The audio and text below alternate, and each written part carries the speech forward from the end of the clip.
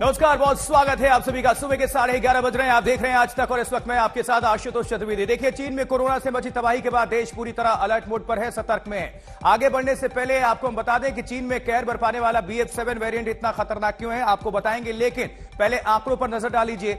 देखिए, active cases की संख्या 3,397 हो चुकी है। पिछले 24 घंटे के हम ये डेटा आपके सामने रख रहे हैं। 201 नए मामले सामने आए हैं और 24 घंटे में टेस्ट 1,36,000 से ज्यादा टेस्ट हो चुके हैं, क्योंकि भारत सरकार अलर्ट मोड पर है। राज्यों के साथ कोऑर्डिनेशन पूरी तरह से तालमेल करके उनको भी दिशा निर्देश जरूरी दे दिए गए हैं। एहतियाती कदम उठने अभी से ही शुरू हो चुके हैं। लोगों से मास्क लगाने की अपील भी की जा रही है और सोशल डिस्टेंसिंग का पालन भी लोग करना शुरू कर देना चाहिए उनको। लेकिन आंकड़े क्या कह रहे हैं, जरा नजर डालिए। सबसे शक्तिशाली वेरिएंट माना जा रहा है BF7, जिसने चीन में कोहराम मचा दिया और इसी को लेकर पूरी तरह से सतर्कता बरती जा रही है भारतीय सरकार की तरफ से। देखिए, स्पाइक प्रोटोन में R3460 ये म्यूटेशन है, उसकी जिक्र है, उसका चर्चा है और उसी से संबंधित सब कुछ ये सामने बताया जा रहा है। लेकिन म्यूटेशन के आगे एंटीबॉडी बेअसर हो जाती है, इसलिए सिर्फ एकमात्र बचाव क्या है, सावधानी। सावधान रहें और खुद को बचाएं, परिवार वालों को भी बचाएं।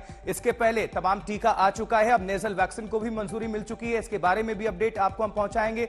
चीन के हालात दुनिया में अभी छुपे नहीं हुए हैं, लेकिन आंकड़े छुपाता है चीन। अब जरा नजर डालिए, 75% लोगों ने नहीं लगवाई है क्या वैक्सीन। ये सबसे बड़ी बात है कि बूस्टर डोज की हम बात कर रहे हैं। प्रिकॉशनरी डोज लग चुका था, सेकेंड जो डोज था वो भी लगवा चुके हैं, लेकिन बूस्टर डोज लगवाना बहुत ज्यादा जरूरी है। और किसी राज्य में 50% तक नहीं है, लेकिन राज्यों में 40% से ज्यादा कवरेज भी हो चुका है। लेकिन भारत सरकार की अगर माने तो हमारे यहां ये केसेस बहुत कम आ रहे हैं, क्योंकि पूरी दुनिया में जब भीषण चपेट में है कोरोना की वजह से लोग त्राही कर रहे हैं। रोज के आंकड़े 5.5 लाख से ज्यादा केसेस होते हैं। जापान से लेकर चीन, अमेरिका से लेकर इटली तक तबाही मच रही है, लेकिन भारत में अभी स्थिति नियंत्रण में है। एक विस्तृत रिपोर्ट आप सभी दर्शकों के लिए हमने तैयार की है, आइए आपको दिखाते हैं। आप देखें हमारी स्पेशल रिपोर्ट।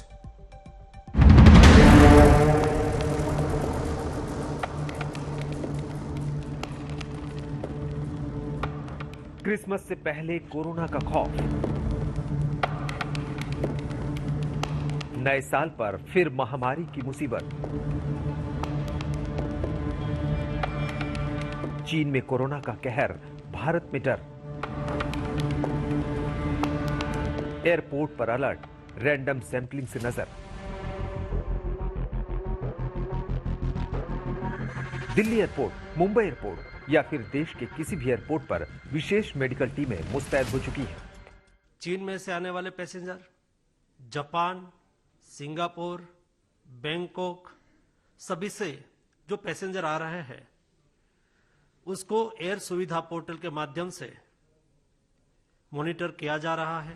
चीन से जो चेतावनी आई है उसी से निपटने की तैयारी है। कोरोना को रोकने के लिए विदेश से लौट रहे यात्रियों की रैंडम सैंपलिंग की जा रही है, ताकि देश सेफ रहे।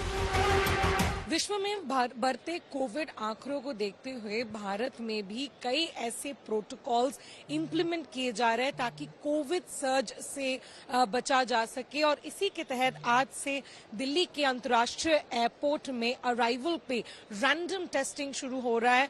और ये पहले भी हो चुका है, लेकिन अभी ये जो एक प्रोटोकॉल है, जब भी कोई यात्री अंतर्राष्ट्रीय आगमन में आएंगे तो उनको रैंडमली चूज करके कोविड टेस्ट किया जाएगा। कहीं ना कहीं ये अभी एक टेक्निक है रोकने के लिए, क्योंकि हमने देखा है कि कई ऐसे लोग से BF7 वेरिएंट के सैंपल मिले हैं। 2 दिन पहले ही प्रधानमंत्री मोदी ने रिव्यू मीटिंग की। उसी अहम बैठक के बाद तय हुआ कि तमाम एयरपोर्ट पर रैंडम सैंपलिंग की जाएगी। इसके तहत विदेश से लौटने वालों में से 2% लोगों के रैंडम सैंपल लिए जा रहे हैं। विश्व भर में बढ़ते कोविड केसेस को देखते हुए मुंबई इंटरनेशनल एयरपोर्ट ने भी ऐसा कहा है कि आज से जो 2% लोग हैं जो मुंबई में आ रहे इंटरनेशनल फ्लायर्स, उनकी रैंडम टेस्टिंग की जाएगी। उनकी RT-PCR टेस्ट की जाएगी, जो कि बिल्कुल मुफ्त में है मुंबई अंतर्राष्ट्रीय एयरपोर्ट पर। और जो ये रैंडम पैसेंजर्स है, एयरलाइंस वाले ही स्वयं उन्हें आइडेंटिफाई करेंगे और उन्हें टेस्ट लेने के लिए कहेंगे। ये बढ़ते कोविड केसेस है, फिलहाल मुंबई में काफी ज्यादा केसेस नहीं है, लेकिन धीरे धीरे वो बढ़ते हुए दिख रहे हैं। महाराष्ट्र के स्वास्थ्य मंत्री ने भी कहा है कि डरने की कोई बात नहीं है और ऐसा कहीं सार्वजनिक जगहों पर सिर्फ मास्क पहनना चाहिए। इस रैंडम सैंपलिंग के मायने क्या हैं, आपको बताते हैं। किन यात्रियों की रैंडम सैंपलिंग हो, इसका फैसला एयरलाइंस कर रही है। अगर किसी का रैपिड आरटीपीसीआर टेस्ट पॉजिटिव निकला तो उसे जीनोम सीक्वेंसिंग के लिए लैब में भेजा जाएगा और यात्री का प्रोटोकॉल के हिसाब से इलाज किया जाएगा। पॉजिटिव पाए जाने वाले यात्रियों को आइसोलेट भी करने की तैयारी है। लखनऊ के चौधरी चरण सिंह एयरपोर्ट के जो इंटरनेशनल टर्मिनल है वहां पर मौजूद हैं। ये लखनऊ का इंटरनेशनल टर्मिनल है जहां से मिडिल ईस्ट से खास करके लखनऊ में ज्यादा फ्लाइट्स आती हैं और भी तमाम देशों से आती हैं। जो भी फ्लाइट से यात्री उतर रहे हैं, जो विदेश से यात्री आ रहे हैं, उनकी रैंडम चेकिंग की जा रही है। थर्मल स्कैनिंग पहले से हो रही थी और आज से इनकी रैंडम चेकिंग यानी कि जो यात्री होंगे उनके 2% के लगभग उनकी चेकिंग की जाएगी। कोरोना की पिछली लड़ाई भी हिंदुस्तान ने लड़ी है और जीत हासिल की है। दुनिया के अन्य देशों से काफी बेहतर तरीके से कोरोना पर जीत मिली। पीएम मोदी ने टेस्ट, ट्रैक, ट्रीट और टीकाकरण का मंत्र दिया। देश के डॉक्टरों ने पूरी ईमानदारी से अपनी जिम्मेदारी निभाई और देश ने कोरोना को मात दे दी। अब एक बार फिर प्रधानमंत्री मोदी के उसी मंत्र पर अमल करते हुए देश अलर्ट हो चुका है। अब जो नई बात आ रही है कि भाई ये कोरोना भारत में आएगा और भारत में आएगा तो भारत कैसे रिएक्ट करेगा, सभी स्टेट कैसे रिएक्ट करेंगे, उसके लिए जो मार्गदर्शन दिया है कोई पैनिक होने की जरूरत नहीं है, कोई आहत होने की जरूरत नहीं है। मेरे हिसाब से और केंद्र के हिसाब से भी सब जो भी एडवाइजरी जाहिर की जाए, जो भी मार्गदर्शन दिया जाए, उसको पूरी तरह से फॉलो अप करने से इसमें से बचा भी जा सकता है। सरकार की चुनौती क्रिसमस और न्यू ईयर सेलिब्रेशन को लेकर है। आवाजाही बढ़ेगी। इस मौके पर देश विदेश आने जाने वालों की संख्या में काफी ज्यादा इजाफा होता है और यही संक्रमण की सबसे बड़ी वजह बन जाती है। ऐसे में एयरपोर्ट पर अलर्ट और भीड़ भाड़ इलाकों में एहतियात से ही हालात बिगड़ने से बचा जा सकता है। दिल्ली से श्रेया चटर्जी के साथ आज तक ब्यूरो। और देखिए, नए साल को लेकर कई राज्यों में पर्यटक पहुंचने लगे हैं अभी से, लेकिन कोरोना का नया संकट एक बार फिर से डराने लगा है, सताने लगा है। लिहाजा पर्यटन के लिहाज से अहम राज्यों में सरकारें मुस्तैद हो गई हैं और कई राज्यों में बैठक भी हो चुकी है जिसमें हालात से निपटने को लेकर महामंथन किया जा चुका है।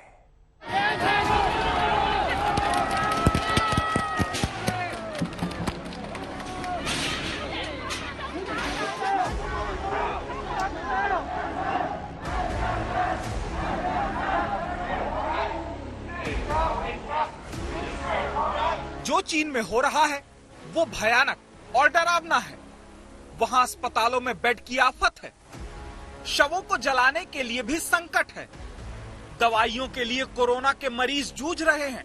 चीन की व्यवस्था लचर है, इसीलिए वहां मौत के आंकड़े भी तेजी से बढ़ रहे हैं।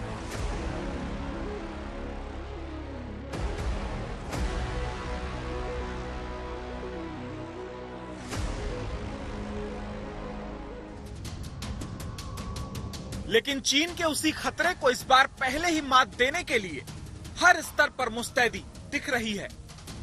नए साल से ठीक पहले चीन से आए अलर्ट के बाद 3 दिनों में केंद्र की अब तक 3 बड़ी बैठक हो चुकी है।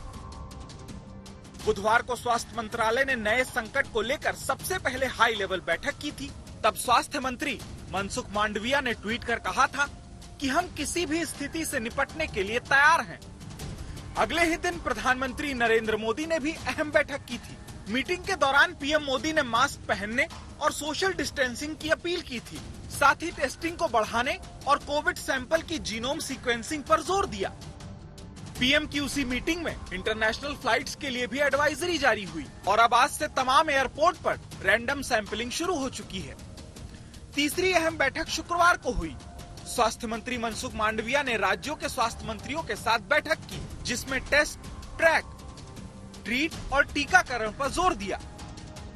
पिछले कई दिनों से पूरी दुनिया में कोविड-19 के केसों में वृद्धि दर्ज की जा रही है, लेकिन पिछले 1 साल में भारत में कोविड केसों में सतत कमी दर्ज होती रही है। माननीय प्रधानमंत्री जी के नेतृत्व में स्वास्थ्य एवं परिवार कल्याण मंत्रालय ने proactive pre-emptive all of government and all of society approach के साथ शुरू से ही कोविड-19 महामारी का मैनेजमेंट किया है। तैयारियों पर माथापच्ची शुरू हो चुकी है, लेकिन सरकार की असल चिंता कुछ और है, और ये है वैक्सीनेशन। देश में तेजी से चल रहे टीकाकरण अभियान ने ही बीते वक्त में कोरोना के खतरे को काफी कम किया है, लेकिन अब चुनौती बूस्टर डोज की है। बूस्टर डोज लेने वालों की संख्या काफी कम है। भारत में कोरोना वैक्सीन के 220 करोड़ डोज लग चुके हैं। 102 करोड़ लोगों ने पहला डोज लिया, जबकि 95 करोड़ लोगों ने दूसरा डोज भी लिया। इतना ही नहीं, 22 करोड़ 36 लाख लोगों ने बूस्टर डोज भी ले लिया है।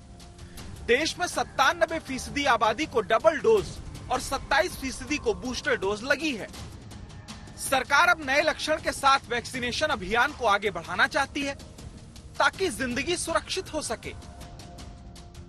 बूस्टर प्रिकॉशन डोज की बात करें तो हमारे जो हाई रिस्क वाले लोग हैं, जिनकी इम्यूनिटी पहले से वीक है, ओल्डर पॉपुलेशन, उनको इमीडिएटली लगवा लेना चाहिए। एक ग्रुप ऐसा है जिन्होंने 2 डोज ले ली है पर बूस्टर नहीं लिया है, पर उनको नेचुरल इन्फेक्शन हुआ है, मतलब उनमें हाइब्रिड इम्यूनिटी है, उनको कोविड भी हो चुका है और वो 2 डोज ले चुके हैं, तो वो उनको प्रोटेक्शन मिल रहा है, बट एक एक्स्ट्रा प्रोटेक्शन के लिए वो बूस्टर ले सकते हैं। 27 दिसंबर को देश भर में कोरोना की तैयारियों को लेकर मॉक ड्रिल भी होने जा रही है। इससे देश की तैयारियों का पता चलेगा, आपातकालीन हालत में स्थिति से निपटने की क्षमता का आकलन हो सकेगा। मॉक ड्रिल में सभी सरकारी और प्राइवेट अस्पताल शामिल होंगे।